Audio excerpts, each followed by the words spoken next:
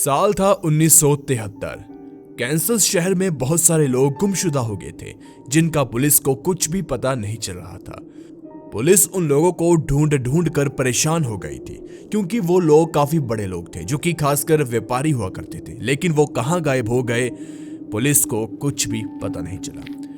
तभी वहां पर इसी शहर के कर्नल जिसका नाम अलेक्जेंडर था, उनका भाई डॉक्टर विलियम यॉर्क अप्रैल 2073 में उसी कैंसस शहर के उसी रूट से गायब हो गया। उस समय कैंसस शहर के उस इलाके में खेत ज्यादा हुआ करते थे, लोग ऐसे नहीं घुमा करते थे उस जगह पर। तो इसी के चलते डॉक्टर विलियम जो कि गायब हुए थे वो कुछ दिन के लिए घर से बाहर घूमने के लिए गए थे। एक हफ्ते के अंदर अंदर उन्होंने घर लौटना था, लेकिन उन्हें एक हफ्ते से कई ज्यादा दिन हो गए थे और वो घर वापस बिल्कुल भी नहीं आए थे। उनका पूरा परिवार चिंता में था। देखिए, वैसे तो यहाँ पर कई सारे लोग गायब हो रहे थे, लेकिन जब डॉक्टर विलियम के बारे में पुलिस को पता चला तो वो जल्दी से एक्शन में आ गई, क्योंकि डॉक्टर विलियम के दो भाई थे, दोनों की पहुंच बहुत ऊपर तक थी। एक यहाँ पर यूएस का रिटायर कर्नल था तो दूसरे पॉलिटिशियन नेता थे।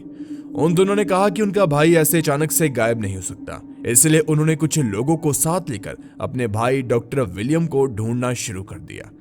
पहले तो कर्नल ने कुछ लोगों को साथ लेकर अपने भाई की तलाश की, लेकिन धीरे धीरे उन्होंने अपनी टीम को बढ़ा लिया और करीब 100 लोग उनके साथ हो गए जो कि उनके भाई को ढूंढ रहे थे। पुलिस भी थी जो कि अपना काम कर रही थी। सभी लोग डॉक्टर विलियम को हर जगह ढूंढ रहे थे, लेकिन उनके हाथ कोई भी सबूत नहीं लग रहा था। यहां तक कि पूरी ईमानदारी से काम कर रही पुलिस भी उनकी कुछ खास मदद नहीं कर पा रही थी, क्योंकि उन्हें कुछ मिल ही नहीं रहा था। इसी तरह वो हर किसी ठिकाने पर जाते हैं और अपने भाई की तस्वीर दिखाते हैं और पूछते हैं कि आपने इस व्यक्ति को देखा, क्या ये यहाँ पर आया था? कई लोगों ने कहा कि हाँ, ये आए थे और यहाँ पर रुके और कुछ खाया पिया, कुछ भी किया, वो आगे चले गए। आगे जाते जाते जाते इनकी मुलाकात होती है बैंडर्स फैमिली के साथ। जब कर्नल अपने भाई की फोटो इस फैमिली को दिखाता है, तब इस फैमिली में एक महिला कहती है, हाँ, मैंने इस आदमी को कुछ दिन पहले यहाँ पर देखा है, लेकिन वे यहाँ पर कुछ समय के लिए ठहरे थे और बाद में आगे चले गए। इसके अलावा हम आपके भाई के बारे में कुछ नहीं जानते। कर्नल को देखे यहाँ पर यकीन तो हो गया था कि उसका भाई आखिर यहाँ तक तो आया है सही सलामत, अब उसके आगे उन्हें ढूंढना होगा। इसके बाद कर्नल और उसके साथी अपने मिशन पर निकल पड़ते हैं डॉक्टर को ढूंढने के लिए। लेकिन आगे जब वो जाते हैं तो पाते हैं कि आगे नदी है और उसके आगे जंगल ही जंगल। यहां से दूसरा शहर शुरू हो रहा था। ये आखिरी ठिकाना हो सकता था जहां पर उसका भाई आया था। इसके आगे कुछ भी नहीं। इसके आगे ये हो सकता था कि उसके भाई यानी कि डॉक्टर को किसी जंगली जानवर ने मार दिया हो। अब इतने बड़े जंगल में वो उन्हें ढूंढे कैसे, अब उन्हें समझ में नहीं आ रहा था। लेकिन यहाँ पर कर्नल और उनके लोग पास में आस पड़ोस के लोगों से पूछते हैं, तो पूछताछ के दौरान उन्हें एक आदमी बैंडर्स फैमिली के बारे में वैसे ही बता रहा था और वह कहता है कि ये फैमिली थोड़ी अजीब फैमिली है। इस फैमिली में जो महिला है ना, उसका कहना है कि वे मरे हुए लोगों के साथ बात कर सकती है। इस फैमिली का व्यवहार भी सबसे अलग है। ये किसी भी इंसान के साथ ज्यादा घुलते मिलते नहीं, सिर्फ अपने काम तक काम रखते हैं और बस ऐसे ही जीते हैं। कर्नल को अब दोबारा से शक बैंडर्स फैमिली पर हो रहा था, क्योंकि यहाँ पर वो आखिरी लोग थे जो कि उनके भाई से मिले थे। उन्हें लग रहा था कि उनका भाई इतना पागल तो नहीं हो सकता कि वो जंगल में अकेला ही चला जाए या नदी में डूब जाए। उन्हें शक हो रहा था बैंडर्स फैमिली पर। इसलिए बात करने के लिए कर्नल दोबारा से बैंडर फैमिली के पास जाते हैं और महिला से बात करते हैं और मदद मांगने के मकसद से वो जाते हैं और कहते हैं कि मेरा भाई कुछ दिन पहले यहाँ से गायब हो गया, क्या आप मेरे भाई को ढूंढने में मेरी मदद करोगे? तब वे महिला कहती है, हाँ, मैं मदद कर सकती हूँ, जरूर करूंगी। आपको बता दें कि उस वक्त कर्नल के साथ बहुत सारे लोग मौजूद थे। इसके बाद महिला कर्नल के सामने तंत्र मंत्र पढ़ती है और कुछ अजीब तरह से बिहेव करती है। कर्नल भी देख रहा था कि आखिर ये महिला कर क्या रही है। उस महिला का व्यवहार बदलता ही जा रहा था, डरावना होता ही जा रहा था और सभी को वहां पर डर लगने लगा। करीब आधे घंटे पूरा तंत्र मंत्र पढ़ने के बाद वह महिला कहती है, मुझे आप माफ कर दो, मैं आपके भाई के बारे में कुछ नहीं बता सकती। मैंने पूरी कोशिश की कि आपके भाई को ढूंढूं, लेकिन मुझे उसके बारे में कुछ भी पता नहीं चला।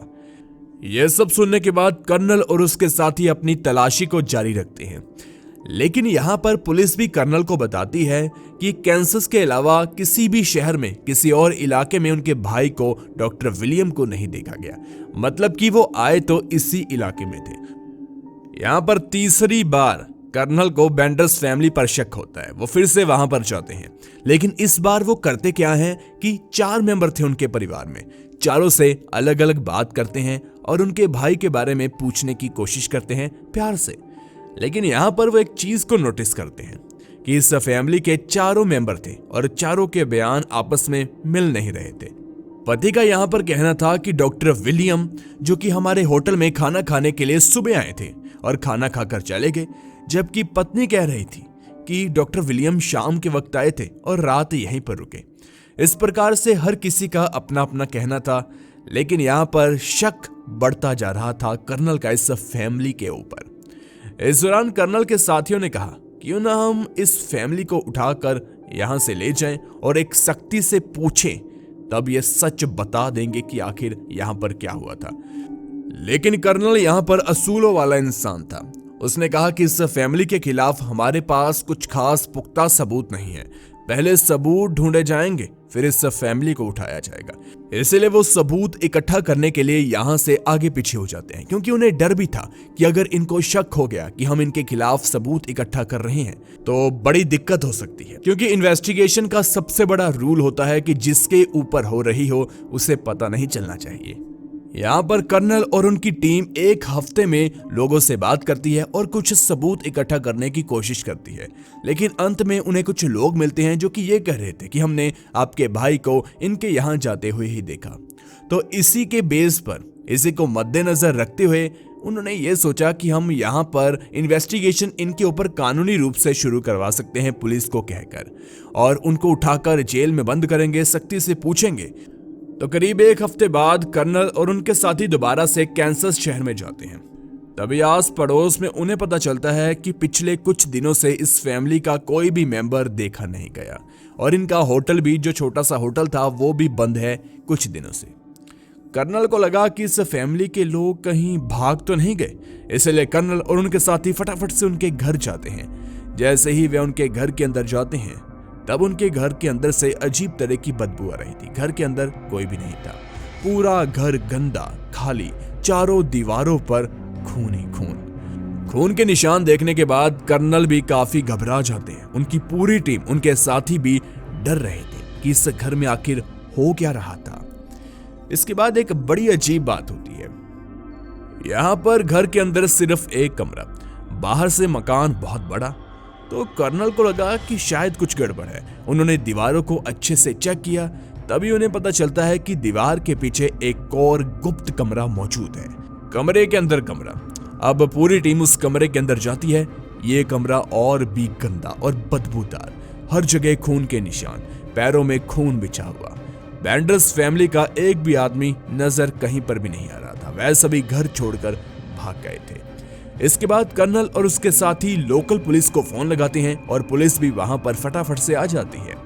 कर्नल को जो गुप्त कमरा मिला था, उस कमरे के पीछे एक और दरवाजा था। उस दरवाजे के पीछे 160 एकड़ बड़ा गार्डन था, जिसमें सेब के पेड़ लगाए गए थे। जब कर्नल और पुलिस वाले गार्डन में पहुंचते हैं तो वह नीचे जमीन को देखते हैं। एक पेड़ के नीचे जमीन खुदी हुई नजर आ रही थी। ऐसा लग रहा था कि ताजा ताजा किसी ने इस मिट्टी को उखाड़ा है। पुलिस वाले उस जमीन की खुदाई करवाते हैं। जैसे ही वे जमीन की खुदाई करते हैं, तब जमीन के अंदर उन्हें एक लाश मिलती है। लाश को देखकर पुलिस वाले और वहां पर खड़े सभी लोग डर जाते हैं। इतना ही नहीं, उस बॉडी से सर को धड़ से अलग किया गया था और सर की अच्छी तरह से कुटाई, मतलब कि उसे कुचला गया था और वो पहचान में नहीं आ रहा था कि ये व्यक्ति कौन है। लेकिन कपड़ों से और शरीर से कर्नल समझ आते हैं कि ये डॉक्टर विलियम है। कर्नल अपने भाई की लाश को देखकर रोने लगते हैं।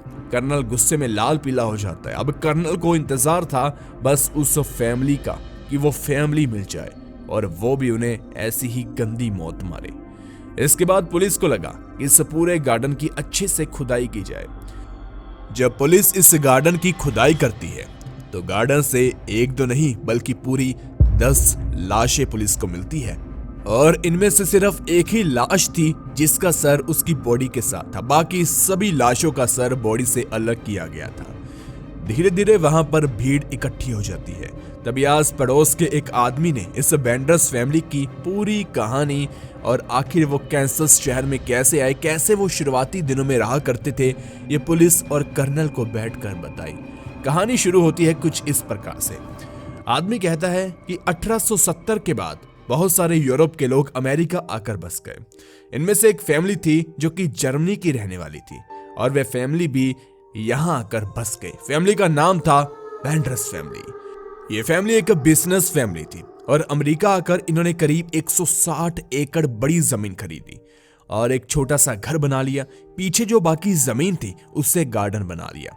इस परिवार में 4 लोग थे, जॉन बेंडर्स, उनकी पत्नी, एक 20 साल का बेटा और 18 साल की बेटी। जमीन पर उन्होंने 1-2 कमरे बना लिए थे। पूरा परिवार वहां रह रहा था। जॉन बेंडर्स को अंग्रेजी बिल्कुल भी नहीं आती थी। पत्नी को टूटी फूटी भाषा में अंग्रेजी आती थी। बेटा भी कुछ शब्दों का इस्तेमाल कर अपनी बात को तो बोल लेता था, लेकिन बेटी को अंग्रेजी फराटेदार आती थी। बहुत अच्छी अंग्रेजी वो बोला करती थी। जिस हिस्से में उनका खेत था, घर था, वहां उस रास्ते का आखिरी मकान उन्हीं का था। यहां से अक्सर व्यापारी गुजरा करते थे क्योंकि खेती के अलावा यहां पर इनके पास पैसा कमाने का कोई रास्ता नहीं था। इसलिए परिवार के लोगों ने बाहर ही कुछ टेबल चेयर को लगा लिया और एक होटल टाइप बना लिया। रेस्टोरेंट कह लीजिए, ढाबा कह लीजिए, जो कि पुराने जमाने में हुआ करता था। अपने घर पर जो बनाया उन्हें खिला दिया। जो मुसाफिर हुआ करते थे, जिन्होंने बहुत दूरी तय करनी होती थी, वो इनके यहाँ खाना खाते थे और इस तरह इन्हें पैसा मिलता था और ऊपर से ये सेब फल ऐसे बेचा करते थे। ये फैमिली आई यहाँ पर करीब 1870 में और 1870 से लेकर 1873 तक यहाँ पर रही और इन्हीं 3 सालों में लोग यहाँ से गायब होने लग गए। 1870 से 73 तक जब ये फैमिली यहाँ पर रह रही थी, उसके पहले ऐसी घटना इस प्रकार से नहीं आया करती थी। और वो आदमी बताता है कि इस फैमिली का व्यवहार बहुत अजीब था। बेंडर्स का जो मेन था, जॉन बेंडर, वो तो फिर भी बात करना चाहता था, लेकिन उसे अंग्रेजी आया नहीं करती थी। बाकी सभी लोगों का व्यवहार, बीवी हो और जो बेटा हो, बेटी हो, उनका बहुत अजीब था। और उन्हीं के चलते जो जॉन बेंडर्स था वो भी ज्यादा बात नहीं किया करता था। फैमिली अपने होटल में बैठी रहा करती थी और जो जॉन बेंडर्स था वो होटल में अक्सर हुआ करता था। साथ में बेटी हुआ करती थी, लेकिन जो पत्नी थी वो बहुत कम बाहर आया करती थी। वो हमेशा घर के अंदर ही रहा करती थी और कई बार तो कई दिनों तक इनका घर ऐसे ही बंद रहा करता था। इसके बाद पुलिस ने आसपास के इलाकों की अच्छी तरह से जांच पड़ताल की और जो पास में नदी थी, उनके घर के आगे जाकर उस नदी में करीब 10 लाशें और मिली। मतलब कि अब तक पुलिस को 21 लाशें मिल चुकी थी, जो कि जाहिर सी बात है कि इस बेंडर्स फैमिली ने ही ये भी किया हो। जिन जिन लोगों के रिश्तेदार या घर वाले गायब थे, उन सभी लोगों की लाशें मिल चुकी थी। अब लोगों का गुस्सा इस फैमिली के खिलाफ बढ़ चुका था। बहुत लोग उतावले हो चुके थे इस फैमिली को सजा दिलवाने के लिए। धीरे धीरे ये खबर पूरे अमेरिका में फैल गई और इस फैमिली को पकड़ने के लिए पुलिस ने $20,000 का इनाम रखा। लेकिन कुछ लोगों ने कहा कि आप हमसे पैसा लीजिए। इस प्रकार इनाम हो गया 40,000, फिर 50,000 और अंत में $60,000। उस समय 1870 की बात कर रहे हैं। वहां पर $50-60,000 बहुत बड़ी रकम हुआ करती थी और इस फैमिली की खबर देने वाले को ये पैसे मिलने थे, क्योंकि पुलिस चाह रही थी कि इस केस को फटाफट से खत्म किया जाए, क्योंकि प्रेशर भी था और ऊपर से लोगों का गुस्सा भी था और 21 लाशों को पकड़ना एक बड़ी बात होती है। देखिए, यहाँ पर पुलिस के साथ साथ यहाँ पर जो कर्नल थे उनकी टीम भी काम कर रही थी और ऊपर से प्राइवेट डिटेक्टिव, कुछ डिटेक्टिव भी इस केस के ऊपर पढ़ाई कर रहे थे, इस केस को सुलझाना चाहते थे, क्योंकि इनाम बड़ा था और ऊपर से उनका यह काम भी होता है। जॉन बेंडर के पड़ोसी ने हमें उनके यहाँ आने के बाद की कहानी तो बता दी, लेकिन उनके पहले जर्मनी में वो क्या करते थे, इसके बारे में भी डिटेक्टिवों ने पता लगा ही लिया। यहाँ पर पता चलता है कि जॉन की पत्नी का नाम एल्वीरा था और हैरानीजनक बात, वहां पर किसी को नहीं पता था कि इसका नाम एल्वीरा है। सिर्फ जॉन बेंडर्स का ही नाम सभी को पता था और बेंडर्स फैमिली, इस नाम से ये सभी मशहूर थे। एल्वीरा की जॉन से शादी तब हुई जब जॉन की उम्र 27 साल की थी। यहाँ पर एल्वीरा की जॉन से शादी होने से पहले एल्वीरा की कई लोगों के साथ शादी हो चुकी थी। जी हाँ, कई सारी शादियां उसकी हो चुकी थी, लेकिन सभी पतियों की हत्या हुई। किसने की ये नहीं पता चला, लेकिन सभी का सर फोड़ कर उन्हें मारा गया। जिस प्रकार से डॉक्टर विलियम को मारा गया था, सेम। अब जाहिर सी बात है कि किसने मारा होगा एल्वीरा ने। और ऊपर से बता दे कि इनके 2 बच्चे हुए, एक बेटा एक बेटी, आपको पता है। लेकिन बेटे का नाम था जॉन जूनियर और बेटी का नाम कैट। इतना नहीं, माँ के अंदर गुण थे। गुण आपको बता दे कि वो भूत प्रेतों से बात कर सकती थी और उसका कहना था कि वो किसी भूत प्रेत से अपना काम करवा सकती है। शाम के वक्त माँ और उसकी बेटी दोनों ही भूतों से बातें किया करती थी। बेटी का मानना था कि उसकी माँ उसे अच्छी चीजें सिखा रही है। इस प्रकार से उनका दिमाग हमेशा उन्हीं चीजों में, भूत, भविष्य, ऐसी चीजों में चलता रहता। सिंपल भाषा में कहा जाए तो शायद उनका दिमागी संतुलन ठीक नहीं था। और जितने भी इतने बड़े जो सीरियल किलर होते हैं, जो कि इतने बड़ी बड़ी चीजें कर जाते हैं, उसके पीछे ये चीज हमेशा मिल जाती है, दिमागी संतुलन का ठीक ना होना। खैर, यहाँ पर बात एक सबसे अजीब ये भी थी कि इनका प्लान बहुत अच्छा था। जो भी मुसाफिर आया करता था उनको बताते थे कि हम तो जर्मनी से आए हैं, यहाँ पर छोटा सा काम शुरू किया है। बेटी बोलती अच्छा थी, बेटी बात करती थी, ऐसे ही वो उनको अपना दोस्त बनाया करते थे और अंत में उन्हें मारा करते थे। और उनके पास जो पैसा हुआ करते थे उसे तो रखते ही थे, लेकिन उनके मारने के पीछे पैसा ही सिर्फ एक मोटिव नहीं था, इन्हें और भी चीजें करनी थी उनके साथ। अब लोगों में गुस्सा और भी ज्यादा बढ़ गया।